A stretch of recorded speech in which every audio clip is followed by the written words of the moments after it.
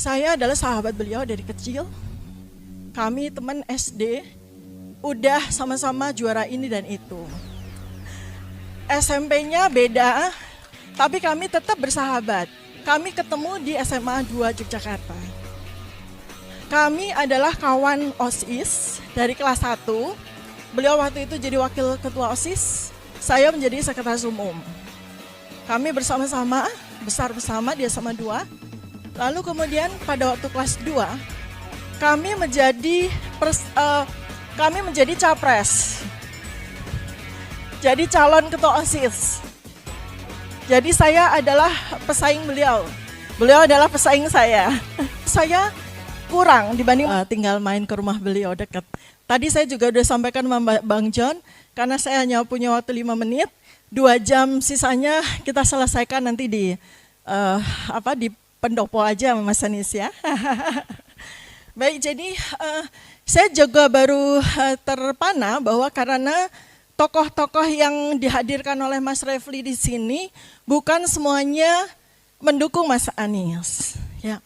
Nah karena itu maka tadi saya minta masukan, saya punya 2.880 titik di seluruh Indonesia. Di mana satu titik itu anggotanya kira-kira 10.000 orang. Saya minta masukan kepada beliau-beliau, apa aspirasi dari teman-teman semuanya, karena teman-teman juga belum tahu saya akan memilih siapa. Tadi teman-teman bilang, Dr. Tifa dukung Mas Anies sebagai sahabat. Karena itu, saya di sini akan bicara kepada Bapak dan Ibu yang belum mendukung Mas Anies. Saya adalah sahabat beliau dari kecil. Kami teman SD, udah sama-sama juara ini dan itu. SMP-nya beda, tapi kami tetap bersahabat. Kami ketemu di SMA 2 Yogyakarta. Kami adalah kawan OSIS dari kelas 1. Beliau waktu itu jadi wakil ketua OSIS, saya menjadi sekretaris umum. Kami bersama-sama, besar bersama di SMA 2. Lalu kemudian pada waktu kelas 2, kami menjadi capres. Jadi calon ketua OSIS. Jadi saya adalah pesaing beliau. Beliau adalah pesaing saya. Tapi saya tahu di situ bahwa kan saya kurang dibanding Mas Anies waktu itu. Kenapa? Posisi saya tidak menguntungkan karena ketua OSIS sebelumnya perempuan. Sebagaimana lazimnya di sekolah kami, biasanya suka gantian. Karena itu pada waktu saya bicara pidato untuk pemilihan ketua OSIS, saya justru minta kepada teman-teman untuk memilih beliau.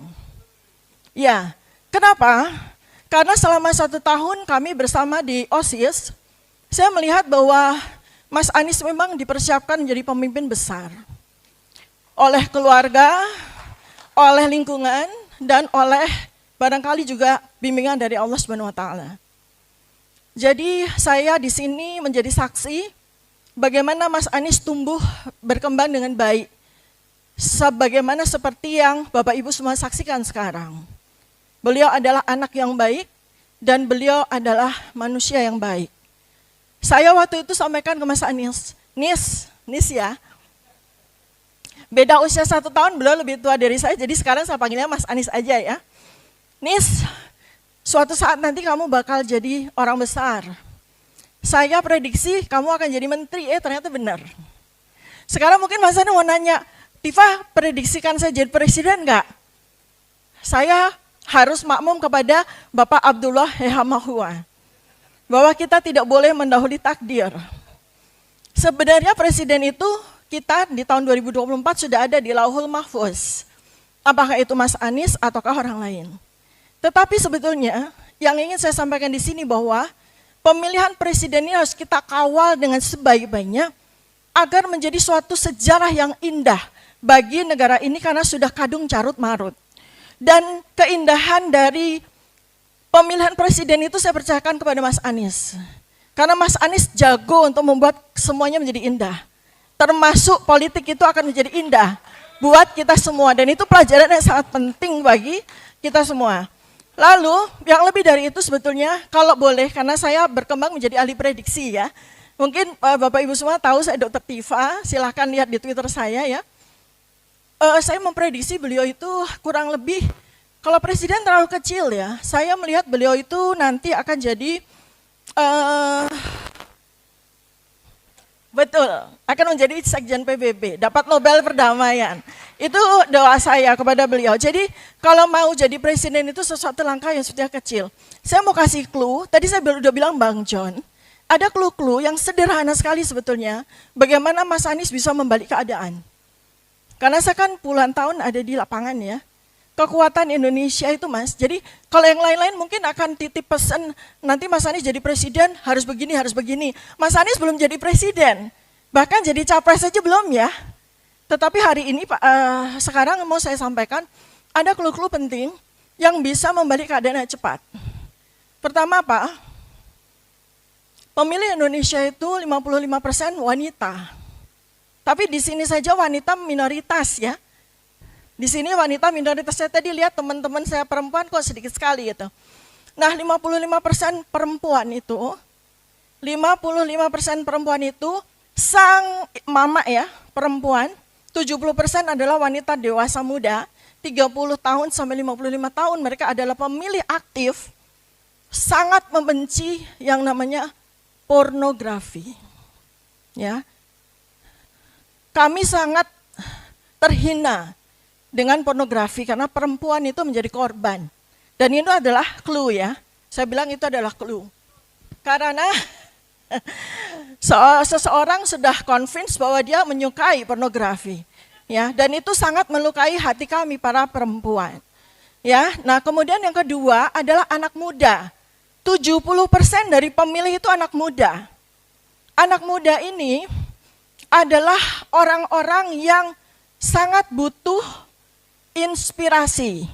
Mas Anies adalah inspirasi yang tepat, bukan Mas Aniesnya Mas, tetapi Mutiara, Kaisar, Mikael, Ismail, itu inspirasi yang luar biasa. Karena mereka adalah produk dari pendidikan seorang ayah yang berhasil. Dan ini sepertinya oleh teman-teman belum explore dengan baik. Kita lihat kan bahwa calon-calon presiden yang lain sudah dari dulu menjadikan itu sebagai senjata. Dan itu berhasil. Mas Anies nggak perlu bergaya pakai motor, pakai jaket bomber dan sebagainya, nggak perlu. Karena Mas Anies itu udah punya suatu stereotip kebapakan ya. Jadi nggak perlu harus ganti baju yang aneh-aneh seperti naik motor moge dan sebagainya, nggak perlu. Mas Anies perlu menunjukkan saja kepada anak muda, saya akan menjadi ayah kalian yang akan mendidik kalian sama seperti saya mendidik anak-anak saya. Gitu ya. Lalu anak muda itu butuh dimengerti. Mereka itu butuh dimengerti karena terus terang anak-anak muda sekarang ini praktis yatim piatu. Kenapa saya bilang anak-anak muda ini praktis yatim piatu? Karena mereka itu dididik oleh orang tua yang IQ-nya ratanya 78. Bayangkan. Anak-anak muda sekarang ini yang lahir di atas tahun 2000, tahun 1998 ya. Sampai dengan sekarang itu, mereka menjadi anak muda yang jadi calon pemilih, itu dididik, dirawat, diasuh oleh orang tua yang IQ-nya 78. Bayangkan, kenapa kok bisa begitu? Karena angka stunting Indonesia itu 40% dari tahun 1945 sampai sekarang. Artinya anak-anak muda dilahirkan dari orang tua dengan IQ rata 78. Nah, makanya ini beban berat sekali ketika capres nanti. Orang-orang yang IQ-nya itu rata 78 akan sangat mudah. Dikasih amplop 20.000 aja mereka mau coblos. Siapapun juga yang kasih amplop itu. Jadi ini adalah pesan saya buat Mas Anies dan teman-teman relawan. Jadi sebagai penutup, setengah menit terakhir, 30 detik terakhir deh. Saya sampaikan bahwa saya sebagai sahabat Mas Anies, sekali lagi menjadi saksi bahwa Mas Anies adalah seseorang yang relatif lengkap, dan sangat cocok menjadi presiden Indonesia. Ya. Seandainya Anda ingin mendukung, maka kita dukung dengan fulfill, dengan mengharapkan ridha Allah SWT. Dan Mas Anies, sahabat itu ada dua, Kelompok pertama adalah yang senang memuji, kelompok kedua adalah sayang dengan mengkritisi. Saya adalah bagian kelompok yang kedua. Mas Anies tahu persis dari sejak kecil. Maka saya mau dilibatkan oleh Mas Anies, saya akan tetap sebagai pendukung yang kritis, saya tidak dipakai, saya pun akan ada di luar gelanggang dengan sangat kritis.